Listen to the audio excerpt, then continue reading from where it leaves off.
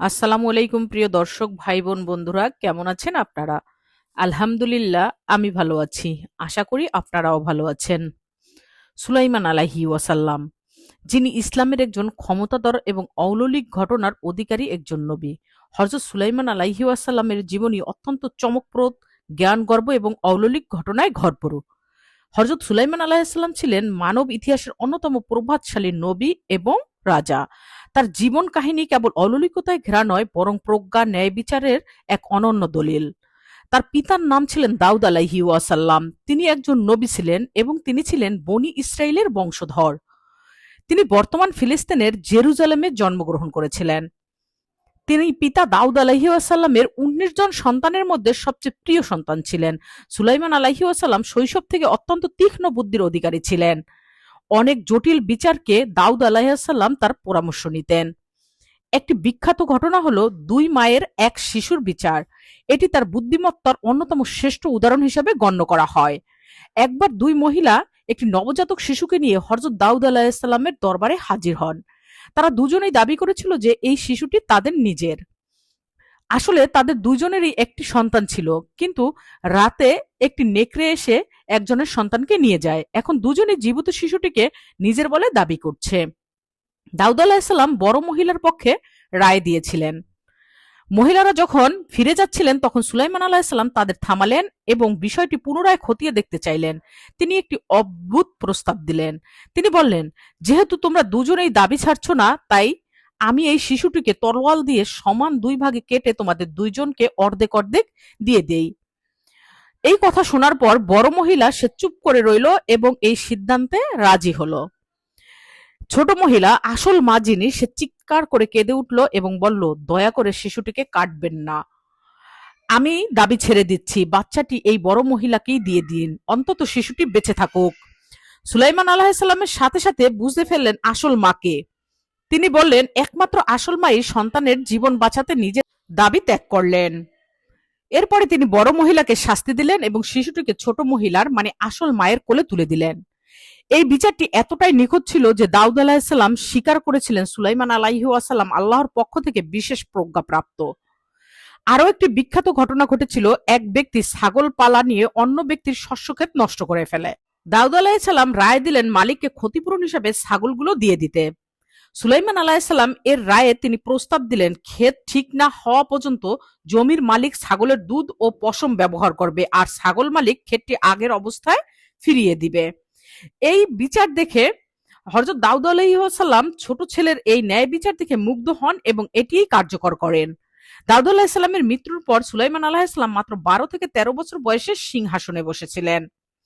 এরপরে আল্লাহ তাকে একই সাথে নবুয়াত ও রাজত্ব দান করেন।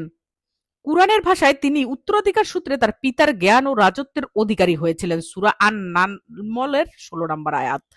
সুলাইমান আলাইহিসসালাম প্রমাণ করেছিলেন যে জ্ঞান ও বিচার বুদ্ধি বয়স নয়, বরং আল্লাহর বিশেষ দান। এরপর সুলাইমান আলাইহিসসালাম আল্লাহর কাছে এমন রাজত্ব চেয়েছিলেন যা আর পরে কেউ পাবে না। আল্লাহ তার দোয়া কবুল করেন। হযরত সুলাইমান আলাইহিসসালামকে আল্লাহ এমন কিছু অলৌকিক ক্ষমতা ও রাজত্ব দিয়েছিলেন যা পৃথিবীর ইতিহাসে আর কোনো মানুষ বা রাজাকে দেওয়া হয়নি। আল্লাহ বাতাসকে সুলাইমান আলাইহিসসালামের আজ্ঞাবহ করে দিয়েছিলেন। তার একটি বিশাল তখত বা সিংহাসন ছিল। তিনি যখন ভ্রমণে বের হতেন, বাতাস সেই সিংহাসনকে উড়িয়ে নিয়ে যেতেন। এরপর তিনি সকালে বাতাসের পিঠে চড়ে ১ মাসের পথ অতিক্রম করতেন এবং বিকেলে ১ মাসের পথ পাড়ি দিতেন। অর্থাৎ তিনি একদিনেই ২ মাসের দূরত্ব পার করতে পারতেন। তিনি পৃথিবীর সমস্ত জীবজন্তুর ভাষা বুঝতে পারতেন। একবার তিনি তার বিশাল বাহিনী নিয়ে যাচ্ছিলেন। একটি পিঁপড়া অন্য পিঁপড়াদের বলেছিল, তোমরা গর্তে ঢুকে পড়ো, না হলে সুলাইমান ও তার বাহিনী তোমাদের পিষে ফেলবে। এ কথা দূর থেকে সুলাইমান আলাইহি ওয়াসাল্লাম শুনে হেসে ফেললেন এবং আল্লাহর শুকরিয়া আদায় করলেন। তারপরে হুদহুদ পাখির একটি ঘটনা ঘটে। তিনি পাখির মাধ্যমে বিদেশের খোঁজ খবর নিতেন। আল্লাহ জিনদেরকে সুলাইমান আলাইহিসসালামের অধীনস্থ করে দিয়েছিলেন। জিনরা তার আদেশে বিশাল বিশাল প্রাসাদ, অট্টালিকা, মূর্তি, তৎকালীন স্থাপত্য এবং বিশাল বড় বড় পানির হাউস তৈরি করে দিতেন। কিছু জিন সাগরের তলদেশ থেকে মুক্তা ও মূল্যবান মণিমুক্তা আহরণ করত। কোন জিন তার আদেশ অমান্য করলে তিনি তাদেরকে শাস্তি দিতেন। বা শিকলবন্দি করতেন। আল্লাহ তার জন্য তামাকে গলিয়ে ঝর্ণার মতো প্রবাহিত করে দিয়েছিল। তপ্ত তামা দিয়ে তিনি যুদ্ধের সরঞ্জাম এবং বিশাল সব পাত্র তৈরি করতেন। সাধারণ মানুষ যা কল্পনা করতে পারত না, জিনদের দিয়ে তিনি তামা গলিয়ে সেসব করিয়ে নিতে পারতেন। সুলাইমান আলাহিসাল্লামের এই ক্ষমতাগুলো কোনো জাদু মন্ত্র ছিল না, বরং আল্লাহর কাছ থেকে তার একটি বিশেষ দোয়ার ফসল ছিল।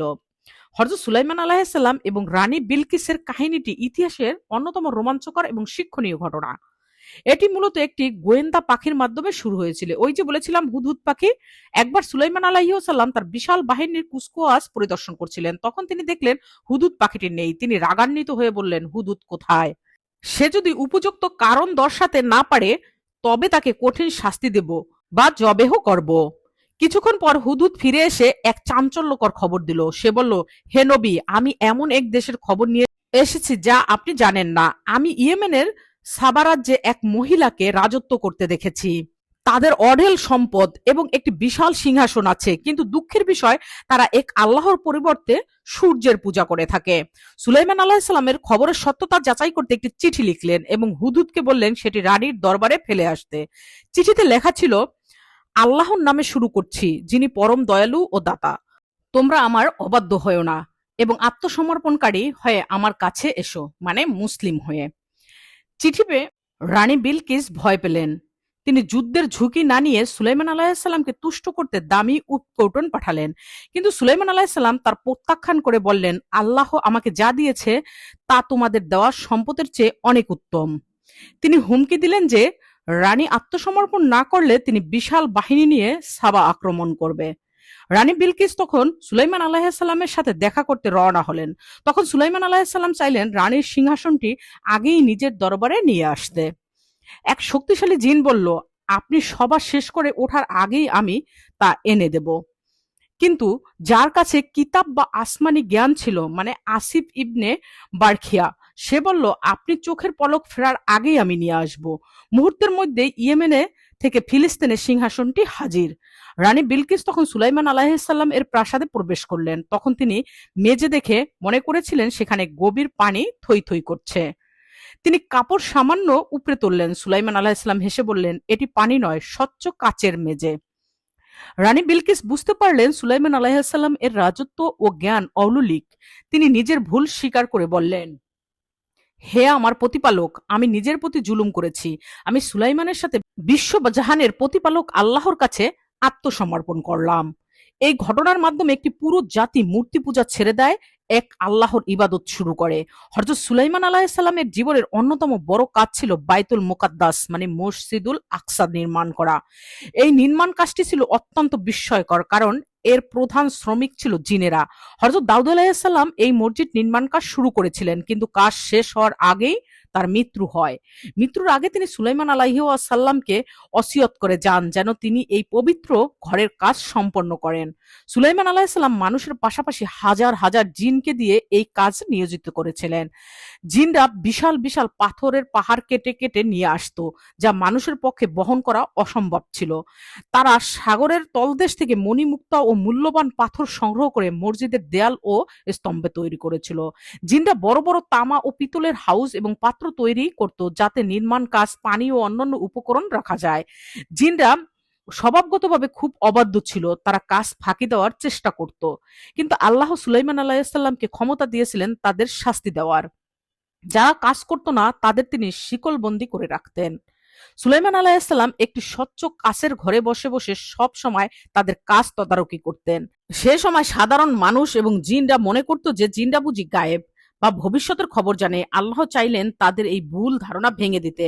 বাইতুল মুকাদ্দাসের কাজ তখন কিছুটা বাকি ছিল। এমন সময় সুলাইমান আলাইহিওয়াসাল্লামের মৃত্যুর ডাক এলো।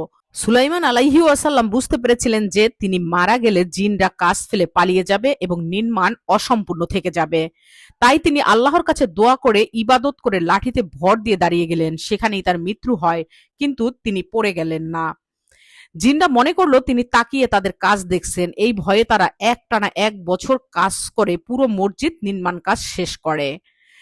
এরপরে যখন কাজ শেষ হলো, তখন আল্লাহর নির্দেশে একটি উইপোকা তার লাঠিটি খেয়ে ফেলে। লাঠি ভেঙে গেলে সুলাইমান আলাইহিসসালাম এর পবিত্র দেহ মুবারক পড়ে যায়। তখন জিনরা বুঝতে পারে যে তিনি অনেক আগেই মারা গেছেন। এই ঘটনার মাধ্যমে প্রমাণিত হলো যে জিনরা যদি গায়েবী খবর জানতো তবে তারা 1 বছর ধরে এই হাড়ভাঙ্গা খাটুনি খাটতো না। সুলাইমান আলাইহিসসালাম মাটিতে পড়ে যাওয়ার পর জিনরা ভয়ে পালিয়ে গেল। তখন তারা এই সাধারণ মানুষ বুঝতে পারল যে সুলাইমান আলাইহিসসালাম আসলে 1 বছর আগেই মারা গিয়েছিল। প্রিয় দর্শক, তিনি পৃথিবীর ইতিহাসে অন্যতম শ্রেষ্ঠ সম্পদশালী রাজা হওয়া সত্ত্বেও তিনি নিজেকে সবসময় আল্লাহর কাছে সঁপে দিয়েছেন। তিনি ক্ষমতা বা জিনদের উপর নির্ভর করতেন না, বরং সবকিছুই আল্লাহর দান বলে মনে করতেন। এই ঘটনা প্রমাণ করে যে জিন বা অন্য কোনো সৃষ্টির কাছে অলৌকিক জ্ঞান নেই, একমাত্র আল্লাহই সবকিছুর খবর জানে। তার বিচার ব্যবস্থা ছিল পক্ষপাতহীন, ক্ষমতা যে জনকল্যাণের জন্য তা তিনি প্রমাণ করেছিলেন। হযরত সুলাইমান আলাইহিসসালাম চলে গেছেন, কিন্তু তার তৈরি বাইতুল মুকাদ্দাস এবং তার জীবন দর্শন আজও কোটি কোটি মানুষের জন্য অনুপ্রেরণা। প্রিয় দর্শক, সুলাইমান আলাইহি ওয়াসাল্লাম এর এই ভিডিওটি আপনাদের যদি ভালো লেগে থাকে অবশ্যই লাইক কমেন্ট করে আমাকে জানিয়ে দেবেন আর শেয়ার করে অন্যকে দেখার সুযোগ করে দেবেন। আরও এমন নতুন নতুন ইসলামিক ভিডিও পেতে চ্যানেলটি সাবস্ক্রাইব করে রাখুন। আবার দেখা হবে আপনাদের সাথে নতুন কোনো ইসলামিক ভিডিও নিয়ে। সেই পর্যন্ত সবাই ভালো থাকবেন, সুস্থ থাকবেন এই কামনায় আজকের জন্য